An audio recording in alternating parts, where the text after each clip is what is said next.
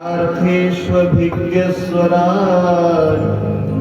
तेने ब्रह्महृदाय आदिकवये मुह्यन्ति यत्सूरयः तेजो वारिमृदां यथा विनिमयो यत्र त्रिसर्गो मृषा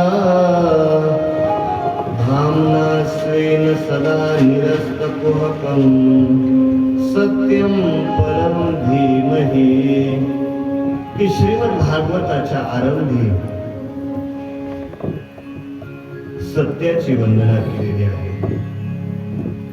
कोणताही ग्रंथ ज्यावेळेस निर्माण होतो तर ग्रंथाच्या आरंभी मंगलाचरण करण्याची पद्धत शास्त्राने घालून दिलेली आहे.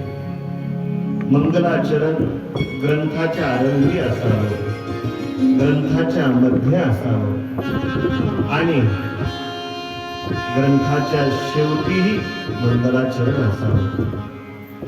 काही लोक ग्रंथाच्या आरंभी मंगलाचरण करतात, काही मध्यामध्ये करतात आणि काही शेवटी करतात. श्रीमद भागवतामध्ये ज्यावेळेस व्यासांना हा ग्रंथ लिहायचा तर व्यासांनी विचार केला की मी जर या ग्रंथामध्ये एका विशिष्ट देवतेची वंदना करतो तर हा ग्रंथ एका देवतेचा आहे. मी जर या ग्रंथामध्ये गणेशाची वंदना केली तर कोणी समजेल की हा गणपती विषयक ग्रंथ आहे. मी जर यामध्ये विष्णूची स्तुती केली तर कोणी म्हणेल हा विष्णुपूरक ग्रंथ आहे. याच्या ग्रंथाच्या आरंभी जर देवीची स्तुती केली तर कोणी समजेल की यामध्ये देवीची त्या ठिकाणी काहीतरी जास्त वर्णन असावं.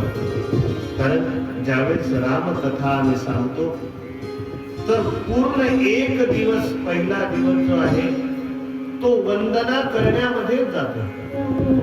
काय वर्णानां अर्थसंगानां रसानां छन्दसामपि मंगलानां च करतारो वन्दे वाणी विनायको